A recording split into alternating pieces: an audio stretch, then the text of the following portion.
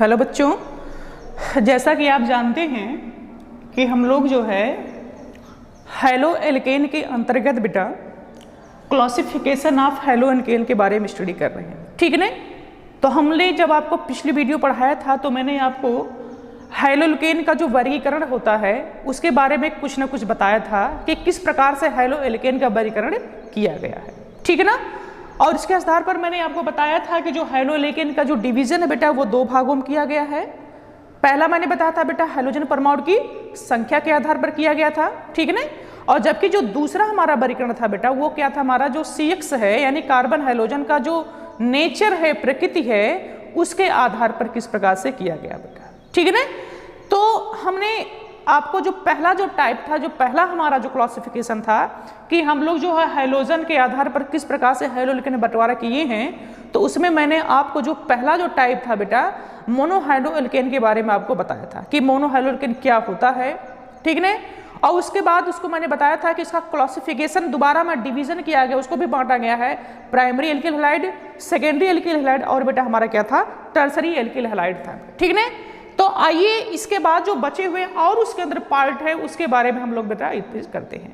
तो हमारा जो दूसरा प्रकार होगा बेटा उसके अंदर करता बेटा वो हमारा था dihaloalkane. Dihaloalkane, dihaloalkane का मतलब क्या होता है, नाम से स्पष्ट है कि ऐसा हैलो एल्केन, ठीक है ना, यानी ऐसा एल्केन या कह सकते हैं सिंपल सी बात है कि जिसमें से हैलोजन की संख्या बेटा कितनी होगी, आपकी 2 होगी, ठीक है ना। यानी जब किसी एल्केन में से 2 हाइड्रोजन परमाणु का प्रतिस्थापन 2 हैलोजन एटम के द्वारा किया जाए तो जो कंपाउंड प्राप्त होता है बेटा उसी को हम लोग क्या कहते हैं, डाई हैलो एल्केन कहते हैं। बात समझ में आ रहा है ना, क्या कहा मैंने कि जब हैलोजन में से 2 हाइड्रोजन परमाणु का प्रतिस्थापन 2 हैलोजन एटम के द्वारा किया जाए तो जो हमारा कंपाउंड प्राप्त होता है बेटा उसी को हम लोग क्या कहते हैं, डाई हैलो एल्केन कहते हैं बेटा। तो डाई हैलो एल्केन का जो सामान्य सूत्र होता है बेटा वो क्या होता है, हमारा अगर बात किया जाए तो ये होता हमारा बेटा CH2 और बेटा क्या हो सकता है बेटा X2। यानी कहने का मतलब जिसमें हैलोजन की संख्या कितनी हो, 2 हो, तो उसे बेटा हम लोग क्या कहते हैं, डाई हैलो एल्केन कहते हैं बेटा। जैसे हमारा सिंपल सी बात, अगर हम मीथेन की बात कर लें, अगर मीथेन में से हमने 2 हाइड्रोजन एटम का रिप्लेसमेंट बेटा 2 हाइड्रोजन के द्वारा किया है तो हमारा जो प्राप्त जो नया स्पीसीज होगा, जो नया कंपाउंड होगा उसी का नाम बेटा है डाई हैलो एल्केन कहलाएगा, डाई हैलो एल्केन कहलाएगा बेटा। बात समझ में आ रहा है ना। तो ये तो हमारी डिफिनेशन रही और हमें समझने का कुछ लॉजिक निकला जो किस प्रकार से हम समझ सकते हैं। इसके अंदर बहुत से एग्जांपल हैं, जैसे बेटा हमने लिखा CH2Cl2, क्या नाम है, dichloromethane, CH2Br2, okay, dibromo methane. उसी प्रकार से और भी एग्जाम्पल हमारे पास हो सकते हैं बेटा, जैसे CH3CH, इसके बाद बेटा मैंने लिखा है Br2, डाइब्रोमो एथेन। यानी कहने का मतलब कोई भी एल्केन अगर आप देखें, अगर उसमें हाइड्रोजन की संख्या अगर 2 दिखाई दे जो कार्बन एटम से जुड़ा है तो उसको बेटा आप जो है डाई हैलो एल्केन कहेंगे बेटा, ओके, ठीक है। इसके बाद ये जो डाई हैलो एल्केन होता है बेटा इसको भी डिवाइड किया गया है, जो हमारा डाई हैलो एल्केन है इसका भी बेटा क्या किया गया है, डिवीजन किया गया है बेटा। तो डाई हैलो एल्केन का जो डिवीजन किया गया है बेटा ये भी हमारे 3 प्रकार के होते हैं। डाई हैलो एल्केन कितने प्रकार का होता है बेटा, 3 प्रकार का होता है। एक होता बेटा जेम डाई हैलाइड, दूसरा बेटा हमारा होता है विसिनल डाई हैलाइड, क्या होता है, vicinal dihalide, dihalide, और तीसरा जो हमारा होता है बेटा वो होता है अल्फा ओमेगा डाई हैलाइड। ये 3 टाइप्स हैं बेटा हमारे डाई हैलो एल्केन का जो डिवीजन किया गया है वो भी बेटा 3 प्रकार का होता है, gem dihalide, vicinal dihalide और तीसरा बेटा हमारा होता है अल्फा ओमेगा डाई हैलाइड बेटा, ठीक है। ये क्या होता है इसके बारे में हम लोग जो बेटा है सीखेंगे और बेटा जानेंगे। तो सबसे पहले आइए हम लोग जानते हैं कि हमारा जेम डाई हैलाइड क्या होता है बेटा।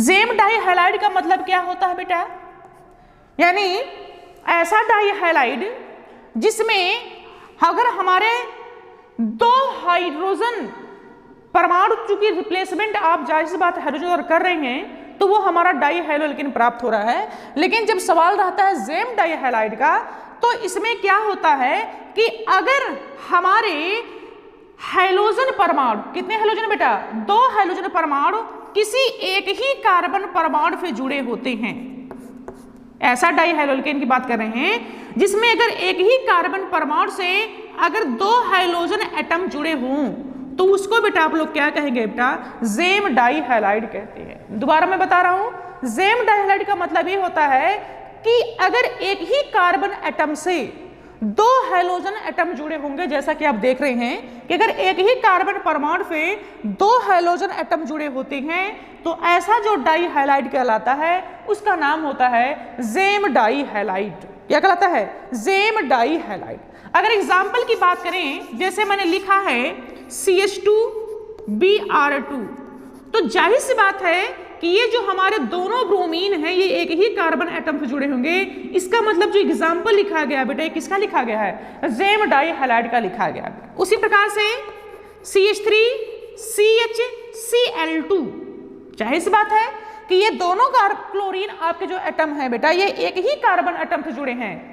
कितने से, ये एक ही कार्बन एटम जुड़े हैं। इसका मतलब ये जो डाइहाइड्रोएल्केन है ये किसका एग्जाम्पल बेटा है, जेम डाइहाइलाइड का एग्जाम्पल है।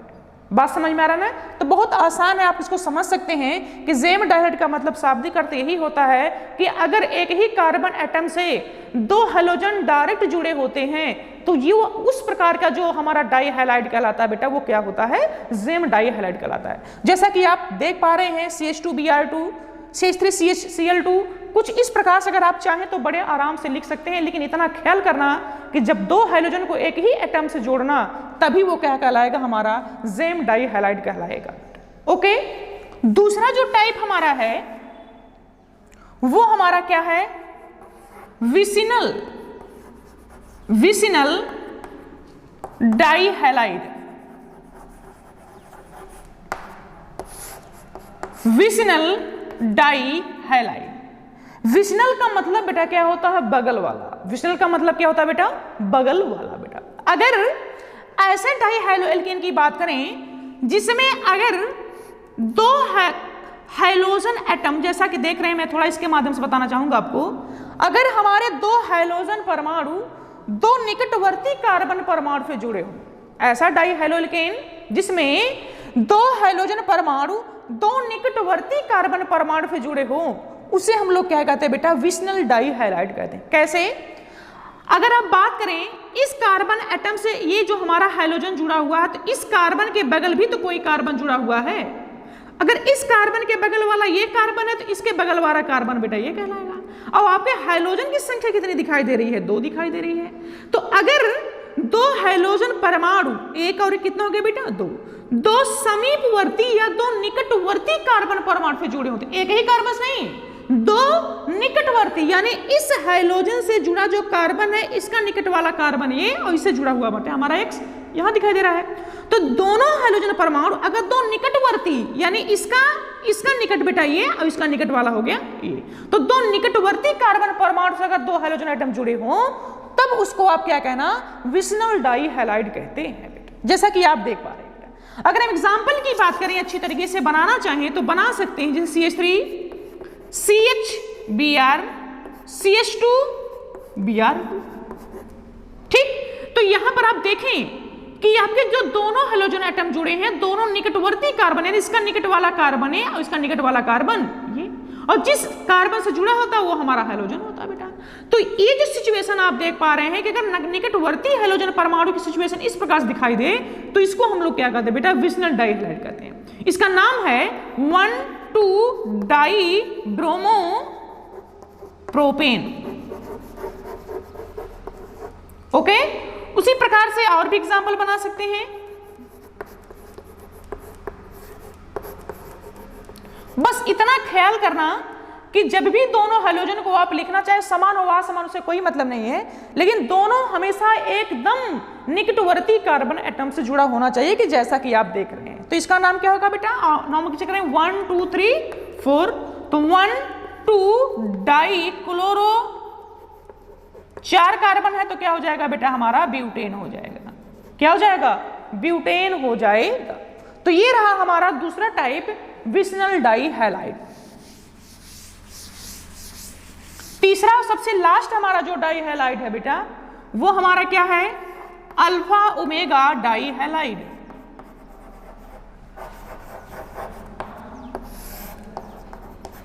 अल्फा ओमेगा डाई हैलाइड का मतलब ये होता है कि अगर हमारे कार्बन परमाणु से जुड़े हैलोजन जो हमारे होते हैं 3 या 3 से अधिक, या कह सकते हैं दूसरे लैंग्वेज में कि अगर हमारा हैलोजन परमाणु कार्बन परमाणु की एकदम श्रृंखला पर जुड़ा हो या एकदम सिरों पर अगर जुड़ा हो तो उसको बेटा हम लोग क्या कहते हैं, अल्फा ओमेगा डाई हैलाइड। जैसे कहने का मतलब ये है कि अगर हमारे पास 3 कार्बन बात कर लें हम, बात समझ में आ रहा है ना, तो हमारा जो हैलोजन एटम जुड़ा हो अगर वो कहां पर जुड़ा हो बेटा, किनारे पर जुड़ा हो। कहां पर जुड़ा हो, जाहिर सी बात है, तो ये कार्बन बीच में क्या हो गया बेटा, लेस हो गया, ठीक है।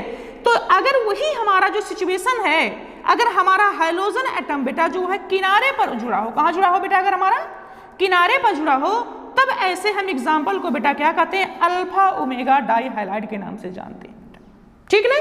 तो वही कहने का मतलब है कि ऐसा डाई हैलोजेन जिसमें अगर हमारे दोनों हैलोजन परमाणु कार्बन परमाणु की जो श्रृंखला होती है उसको सिरों पर अगर हो, कहां पर दिखाई दे रहा बेटा, सिरों पर अगर स्थित होते हैं तो उसको बेटा हम लोग क्या कहते हैं, अल्फा ओमेगा डाई हैलाइड के नाम से जानते हैं। अगर इसके एग्जाम्पल की बात करेंगे तो आप जाहिर सी बात बहुत से एग्जाम्पल की बात कर पाएंगे, जिसे CH, यहां पर बेटा मैंने Cl लिखा है, CH2, इसके बाद बेटा मैंने क्या लिखा, CH2 के बाद क्या लिखा है, Cl लिखा बेटा, ठीक। तो यहां पर देखें 1 2 3 1 2 3 यानी तीसरे नंबर पर 2 बार हैलोजन था डाई, इसके बाद बेटा 3 कार्बन है तो क्या हो जाएगा बेटा, प्रोपेन हो जाएगा। इसका IPC नाम मैं लिख रहा हूं। तो ये तीनों टाइप आपने डाई हैलोजन को पढ़ा, कौन कौन सा था, जेम डाई हैलाइड जिसमें एक ही कार्बन से 2 हैलोजन जुड़े हों वो जेम कहलाएगा। विशनल का मतलब अगर दोनों हैलोजन 2 निकटवर्ती या समीपवर्ती कार्बन से जुड़े होते हैं तो उसको विशनल कहेंगे। अल्फा ओमेगा का मतलब ये होता है कि अगर हमारे दोनों हैलोजन परमाणु कार्बन श्रृंखला जो आपने लिखा था उसके सिरों पर अगर स्थित होते हैं तब उसको बेटा आप लोग क्या कहेंगे, अल्फा ओमेगा डाई हैलाइड कहते हैं, ठीक है। तो इस प्रकार से हम लोगों ने जो है डाई हैलाइड के बारे में जो है बेटा स्टडी कर लिया बेटा, ठीक। तीसरा जो हमारा डिवीजन रहा है, जाना होगा आप लोगों ने, वो था बेटा try halide. Try halide, try halide का मतलब बेटा क्या होता है, जिसमें हैलोजन की एक संख्या कितनी होती है बेटा, 3 होती है। यानी जब किसी एल्केन में से 3 हाइड्रोजन परमाणु का प्रतिस्थापन 3 हैलोजन परमाणु के द्वारा किया जाए तो जो हमारा नया कंपाउंड प्राप्त होगा उसी को हम लोग क्या कहते हैं, trihaloalkane. Trihalide का मतलब बेटा वो है, सॉरी, ट्राई हैलो एल्केन कहते हैं बेटा, ट्राई हैलो एल्केन कहते हैं, ठीक। तो ट्राई हैलो एल्केन का मतलब क्या मैंने बताया कि अगर हैलोजन एटम की संख्या कितनी हो, 3 हो, और वो जुड़े रहे किसी कार्बन एटम से जुड़ा रहे बेटा, किससे जुड़ा रहे, कार्बन एटम से जुड़ा रहे, और 3 हाइड्रोजन का रिप्लेसमेंट भी हो रहा है, तो ऐसा एल्केन हमारा क्या कहलाता है बेटा, ट्राई हैलो एल्केन। जैसे अगर आप मीथेन की बात कर ले, सिंपल सी बात है, अगर इसमें से 3 हाइड्रोजन एटम का प्रतिस्थापन संगत 3 हैलोजन के द्वारा किया जाए तो क्या मिलेगा, CHX बेटा, क्या मिलेगा बेटा, 3। ये जो CHX3 फार्मूला लिखा गया बेटा, यही हमारा क्या कहलाता है, ट्राई हैलो एल्केन नाम, ट्राई हैलो एल्केन के नाम से जाना जाता है। ओके, समझ में आ रहा है ना। इसके अंतर्गत बेटा बहुत सी एग्जांपल आपके आ सकते हैं बेटा, जैसे हमारा होगा CHCl3, जाहिर सी बात कितने हैलोजन है, 3 हैलोजन है, इसका नाम बेटा है क्लोरोफॉर्म, सिंपल सा नाम है क्लोरोफॉर्म। CHBr3, इसका नाम बेटा क्या है, ब्रोमोफॉर्म, ब्रोमोफॉर्म। CHI3, जिसका नाम क्या है बेटा है, आयोडोफॉर्म, आयोडोफॉर्म। तो क्लोरोफॉर्म, ब्रोमोफॉर्म और आयोडोफॉर्म ये हमारे ट्राई हैलो एल्केन के बेटा क्या है, एग्जाम्पल है। इन सबको जनरली बेटा हैलोफॉर्म के नाम से जाना जाता है बेटा। क्या मैंने कहा, जो ट्राई हैलो एल्केन है इसको सामान्यतः किस नाम से जाना जाता है बेटा, हैलोफॉर्म के नाम से जाना जाता है, क्योंकि यहां पर अगर आप देखें जिसे CHCl3 लिखा गया है तो यहां पर हैलो का स्थान पर क्या हमारा है, क्लोरीन है, तो हो गया क्लोरो, और आगे क्या लगा दिया बेटा, अपने फॉर्म लगा दिया, तो हो गया क्लोरोफॉर्म। ब्रोमीन लगा तो इसका नाम होगा ब्रोमोफॉर्म, और आयोडीन लगा तो इसका नाम क्या हो जाएगा, आयोडोफॉर्म। ठीक है ना। तो ट्राई हेलो एल्केन को सामान्यतः बेटा हमने बताया किस नाम से जाना जाता है बेटा, हेलोफॉर्म के नाम से जाना जाता है। ठीक, तो हम लोगों ने जो तीसरा डिवीजन था बेटा, बंटवारा था, उसको भी हम लोगों ने बेटा क्या कर लिया, कवर कर लिया। हमारे सबसे जो लास्ट की डिवीजन की बात की जाती है वो हमारा है टेट्रा हेलो एल्केन।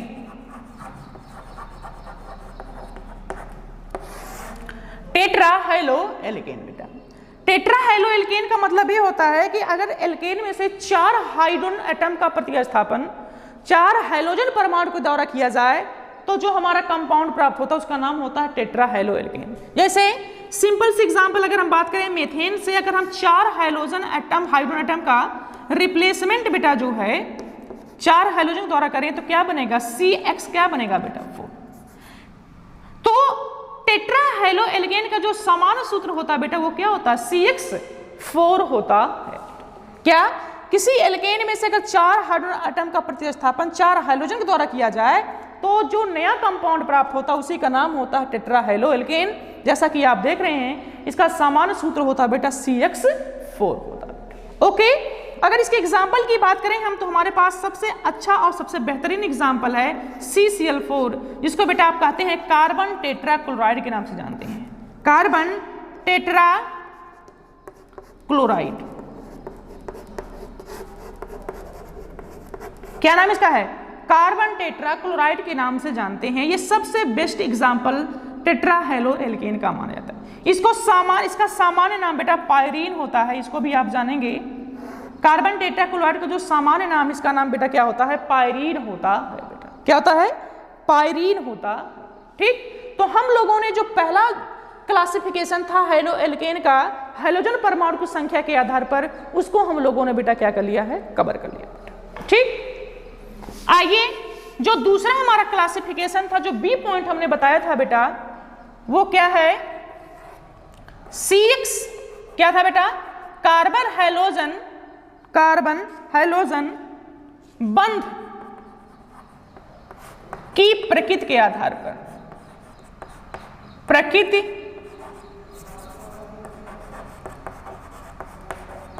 के आधार पर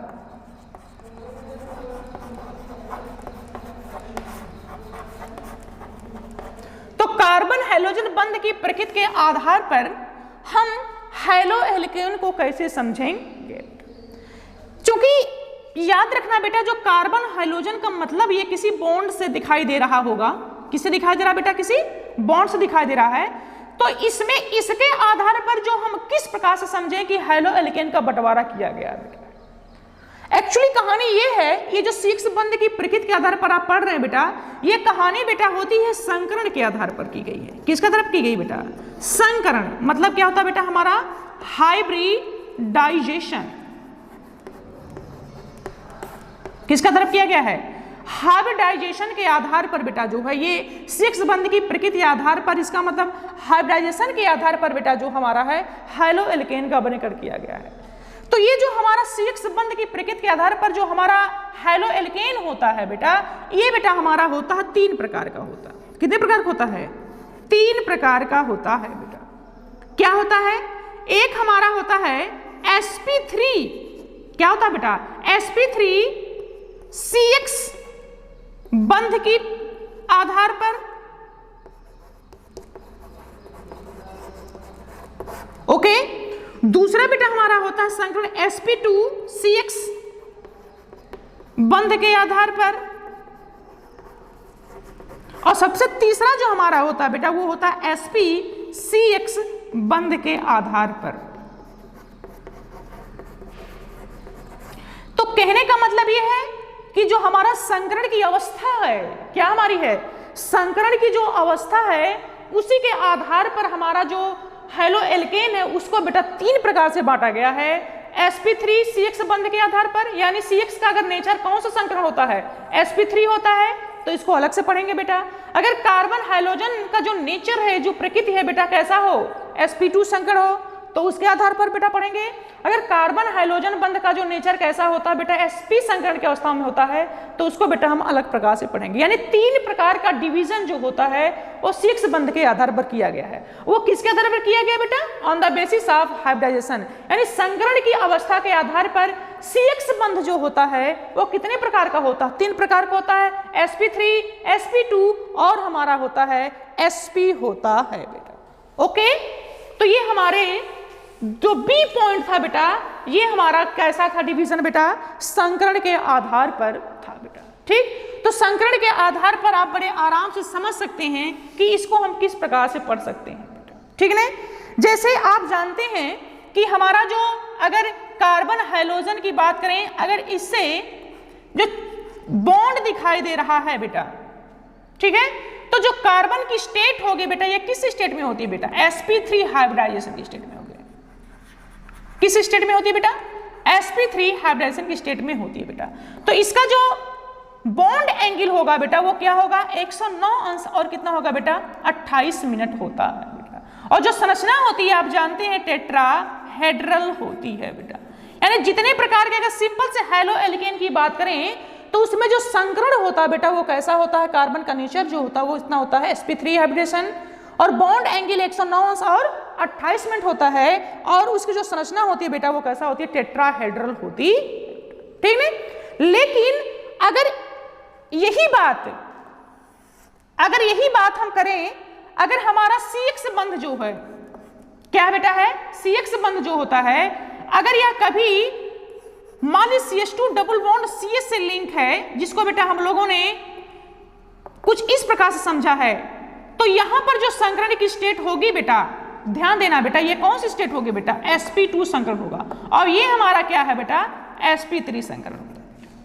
ठीक है, तो हमारा जो संकरण की स्टेट होती है बेटा वो sp भी हो सकती है, sp2 भी हो सकती है और sp3 हो सकती है बेटा।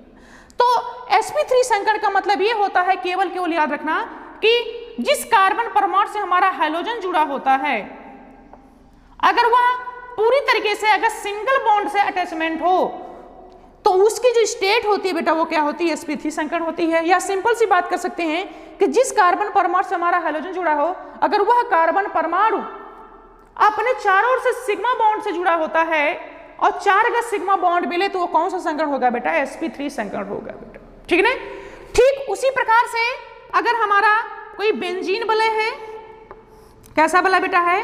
बेंजीन वलय है, अगर इस बेंजीन वलय से कोई हाइड्रोजन एटम जुड़ा हो तो ये कार्बन जो सेंटर दिखाई दे रहा है बेटा, तो इसकी स्टेट क्या होगी बेटा? sp2 हाइब्रिडाइजेशन होगी बेटा। बात समझ में आ रहा है ना?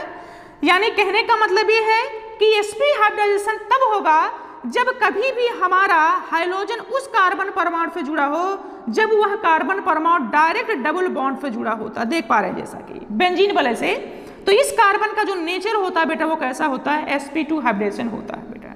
ठीक उसी प्रकार से अगर हम CH2 डबल बॉन्ड CH, इसके बाद बेटा क्या कर ले बेटा? Cl की बात करने, जिसका नाम है वाइनिल क्लोराइड से कहते हैं। क्या कहते हैं? वाइनिल क्लोराइड कहते हैं, वाइनिल क्लोराइड के नाम से जानते हैं। तो जिस कार्बन परमाणु से हमारा हाइड्रोजन जुड़ा है, यहां पर अगर आप देखें तो इसका जो हाइब्रिडाइजेशन स्टेट होगा बेटा वो क्या होगा? sp2 होगा, क्योंकि संकरण जो निकाला जाता है आप जानते हो उसमें सिग्मा बॉन्ड का बेटा काउंटेबल होता है, पाई बॉन्ड का कोई लेने देना नहीं होता है। तो आप इस प्रकार से समझ गए कि हमारा sp3 संकरण की स्टेट कैसे हो सकती है और हमारा sp2 संकरण कैसे हो सकता है बेटा। तीसरा हमारा जो सबसे फाइनल जो sp संकरण होता है वह कैसे हाइड्रोजन की बात करेंगे कि अगर हमारा CH ट्रिपल बॉन्ड CH और यहीं से बेटा अगर मान लो बेटा हमारा क्या लगा है? Cl लगा हुआ बेटा, तो ये हमारा जो चूंकि देख रहे हैं आप अच्छी तरीके से, यहां पर जो हमारा कार्बन से लगा हुआ जो क्लोरीन है या हाइड्रोजन है और इससे पीछे ट्रिपल बॉन्ड दिखाई दे रहा है, तो इस कार्बन का जो नेचर होगा, जो कार्बन बंध आप दिखाई दे रहा है हाइड्रोजन का, इसकी स्टेट क्या होगी बेटा? sp हाइब्रिडाइजेशन होगा बेटा। क्या होगा? sp हाइब्रिडाइजेशन होगा बेटा। तो जो कार्बन एक्स का जो नेचर है उसके आधार पर हम जो डिवीजन करते हैं बेटा वो किसके आधार पर करते हैं? संकरण के आधार पर करते हैं। sp3 संकरण है, sp2 संकरण है, या बेटा हमारा क्या है? sp संकरण है बेटा। तो इसके आधार पर बेटा हम जो है क्लासिफिकेशन हाइड्रोएल्केन का कर सकते हैं बेटा। तो हम लोगों ने हाइड्रोएल्केन का जो क्लासिफिकेशन था उसके बारे में हम लोगों ने बेटा क्या कर लिया है, स्टडी कर लिया बेटा।